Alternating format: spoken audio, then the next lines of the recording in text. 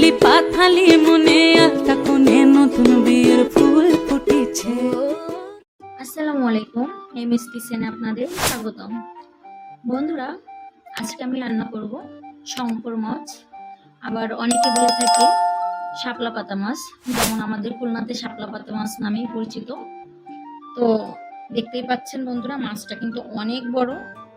আমি এখান থেকে শুধু 2 কেজি মাছ নিয়েছি।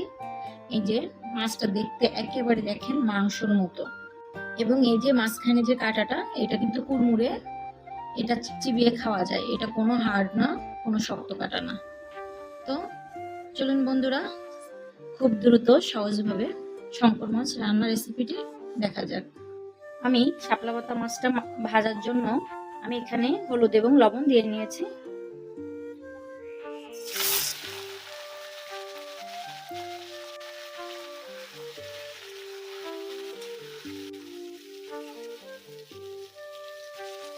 মাছটা কিন্তু অবশ্যই একটু কড়া ভরে ভেজে নিতে হবে।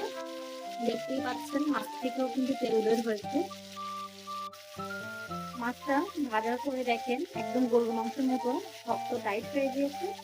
এবার আমি উঠিয়ে নেব। এই যে আমি মাছটা ভেজে উঠিয়ে নিয়েছি। বন্ধুরা, এই মাছটা কিন্তু খুবই কম পাওয়া যায়, বিশেষ করে আমরা ঢাকা শহরে অনেক দিন থেকে খুঁজতেছি কিন্তু পাচ্ছি না। এই মাছটি আমার হাজবেন্ডের খুবই পছন্দের মাছ। অবশেষে আমি খুলনাতে গিয়েছিলাম, আমার ভাইয়া অনেক খোঁজাখুঁজির পরে খুলনা নিউ মার্কেট থেকে আমাকে এই মাছটা কিনে দেয়। তো ভাজা তো হয়ে গেল বন্ধুরা। এবার যেই তেলে আমি ভেজে নিয়েছি, আমি একটু পরিমাণে বেশি তেল দিয়েছিলাম, এই তেলেই আমি মাছটা ভুনা করে নেব। রান্না করার জন্য আমি পরিমাণ মতো পেঁয়াজ কুচি আর শুধু দারচিনি দিয়ে দেব।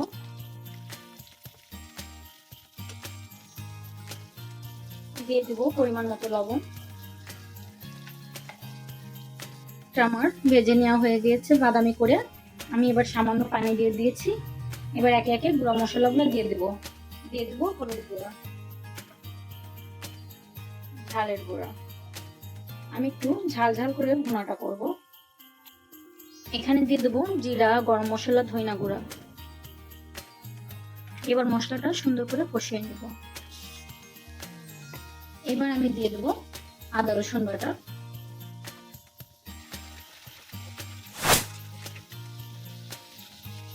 আমার মটর শুরু কষিয়ে নেওয়া হয়ে গেছে, দেখতেই পাচ্ছেন তেল ছেড়ে দিয়েছে।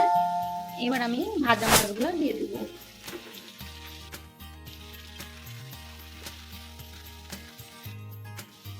আমার মাছটা যেহেতু সুন্দর করে ভেজে নেওয়া এবং মশলাটাও সুন্দর করে কষিয়ে নেওয়া, যার জন্য আমার খুব বেশি মাছের সঙ্গে মশলা কষানোর কোনো প্রয়োজন নাই।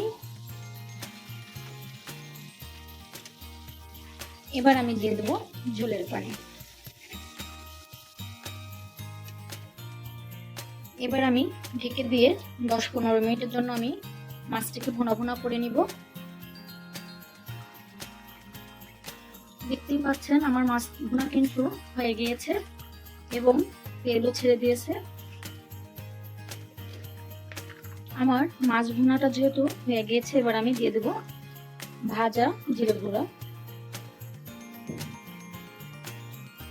এই ভাজা জিরে গুঁড়াটা দেওয়ার কারণে বন্ধুরা টেস্ট এবং কালার দুইটাই কিন্তু দ্বিগুণ হয়ে যায়। ব্যাস, আমার শাপলা পাতা মাছের রান্না কমপ্লিট। এবং এই মাছটিকে আপনাদের এখানে কি নামে পরিচিত অবশ্যই জানাবেন। আমার ভিডিওটি এত সময় দেখার জন্য অসংখ্য ধন্যবাদ। যারা এখন আমার চ্যানেলটিকে সাবস্ক্রাইব করেন নাই, ফলো করেন নাই, তারা অবশ্যই করে নেবেন। ধন্যবাদ।